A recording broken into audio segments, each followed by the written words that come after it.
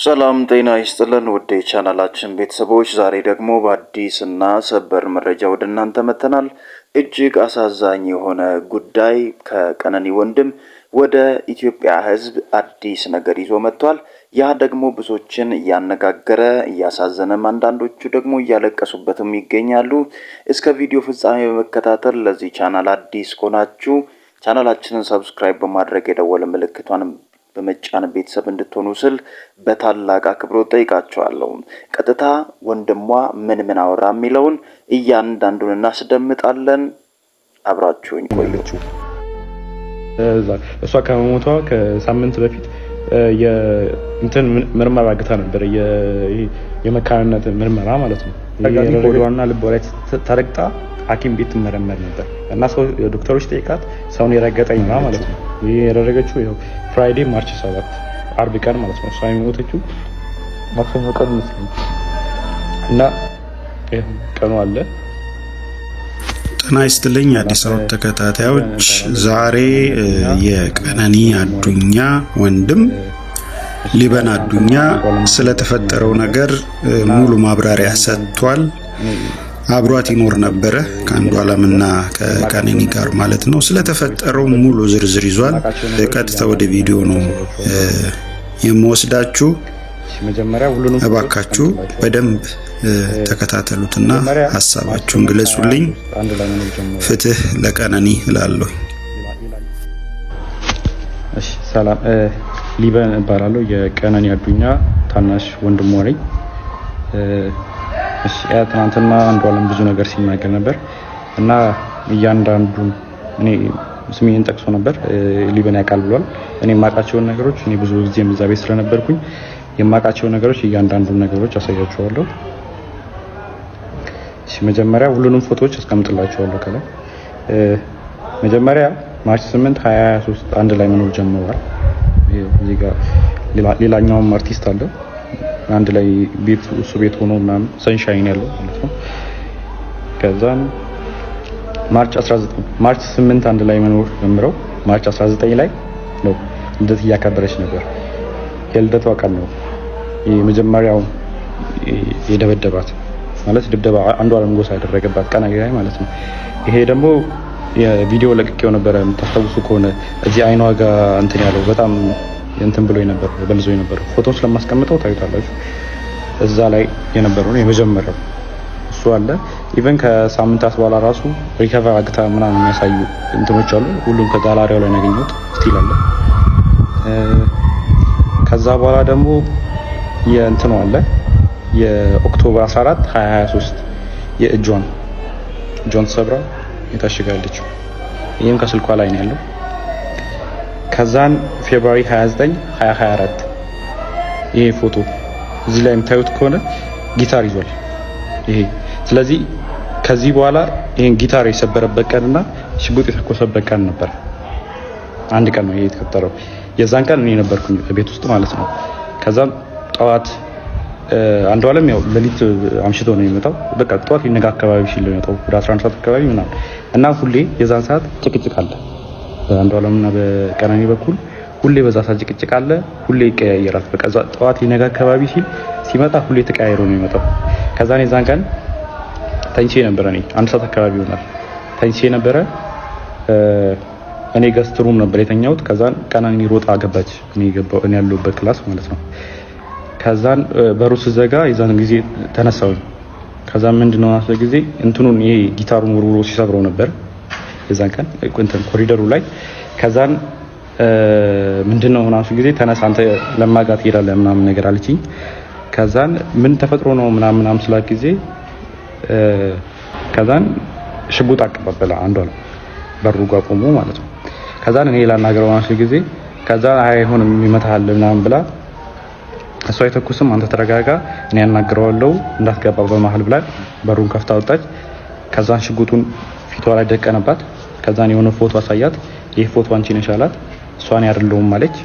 ከዛን እህቱን አሳያት። መጽሐፍ ቅዱስ ይዛ በጣም ማለችለት። እኔ አይደለሁም እናቴ ትሙት ምናምን ብላ ማለችለት ቀነኒ። ከዛን አንቺ ነሽ ምናምን አላት። ከዛን ወደ እንትና ዞረ ሚጣ ጠይቃት። ዳረሱ አይደለች ምን ሆነ አንዱ ማለት ነው። ከዛን እኔን ጠይቀኝ። እሷ እሷ አለች ስለ ጊዜ ከሷ ላይ ይዞ የነበረውን ሽጉጥ ወደ ሸተሩ አዙሮ ሸተር ላይ ተኮሰዋል። እሱን ፎቶ ላደርግላችሁ እችላለሁ። አሁን ምናልባት ላገኘው እችላለሁ። ካገኘሁት ግን አስቀምጥላችኋለሁ። ከዛ ቀጥሎ እያንዳንዱ ነው ማሳያችሁ። ከዛን ይሄኛው ፎቶ አለ። ይሄ ፎቶ ማለት አንዱዓለም ጎሳ በኢሬቻ ኮንሰርት ላስት ታይም ያደረገው ከዛ በኋላ ከተመለሰ በኋላ በሆነ ብር ምክንያት ከሌላ ሰው ጋር ተጋይቶ በሱ ሰበብ እሷን ሊደበድባት። ይሄው የፀጉሯን መመሳሰል ትችላላችሁ። የዛን ጊዜ የነበረ ፎቶ አለ።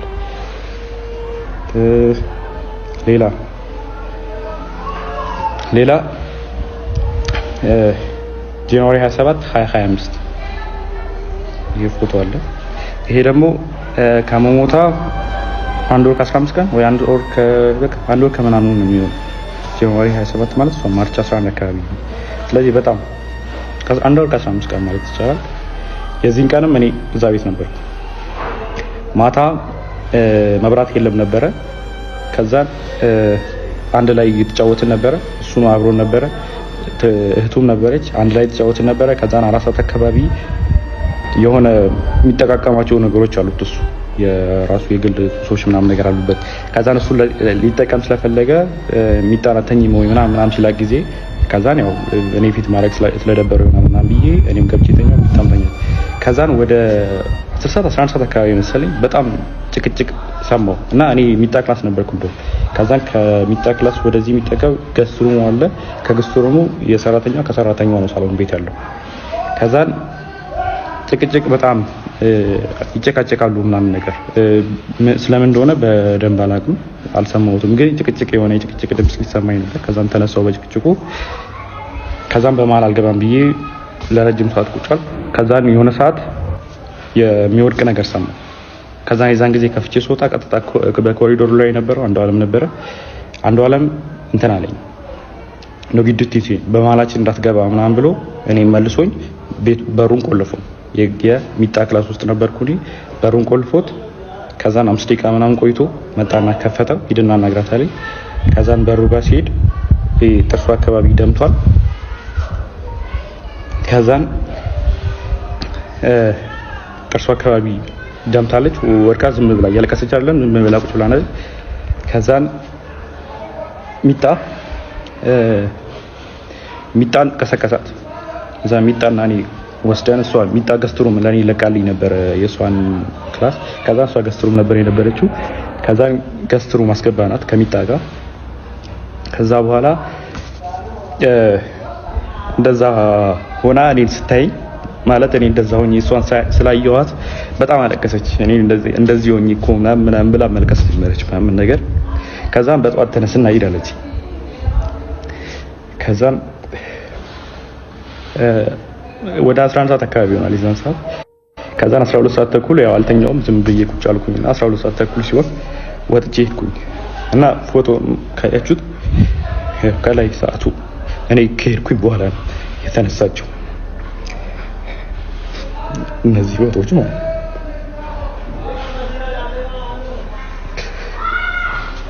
ሌላ ደግሞ ስለ እንትኑ ጉዳይ ከዛ እሷ ከመሞቷ ከሳምንት በፊት የእንትን ምርመራ አግታ ነበር።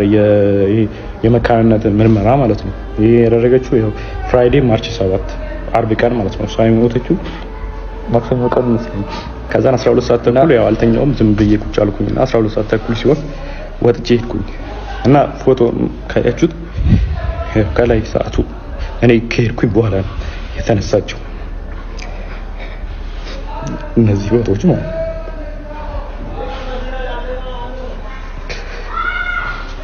ሌላ ደግሞ ስለ እንትኑ ጉዳይ ከዛ እሷ ከመሞቷ ከሳምንት በፊት የእንትን ምርመራ አግታ ነበር። የመካንነት ምርመራ ማለት ነው። ይሄ ያደረገችው ይሄው ፍራይዴ ማርች 7 አርብ ቀን ማለት ነው። እሷ የሞተችው ማክሰኞ ቀን መስለኝ እና ይሄ ቀኑ አለ።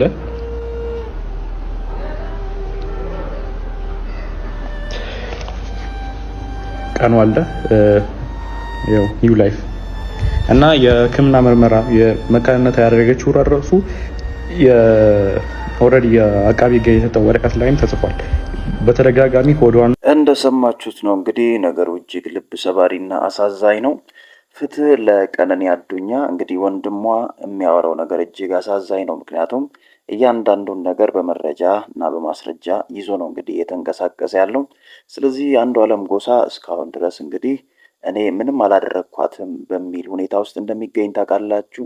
ከዛ ውጭ ደግሞ አንዳንድ በሽምግልና ለመጨረስ የመጡበትን መንገድ ወላጆቻቸውና ወንድም እህቶቿ አልተቀበሉም። ያ የሆነበትን ምክንያት ምንድን ነው?